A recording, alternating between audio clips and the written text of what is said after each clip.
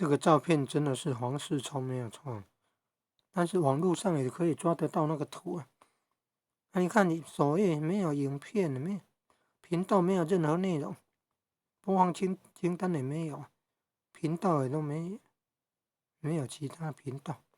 简介是2023年1月13号，今天14号，是昨天才成立的。奇怪啊，这个影片声音也不是他本人的声音呢，看那个关键时刻就知道了。你看，你这个画面就不是本人在讲话了，那是一张图片呢。然后免费又安心广告，立即加入。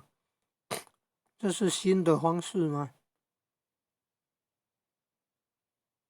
这是新的方式吗？怎么会这样呢？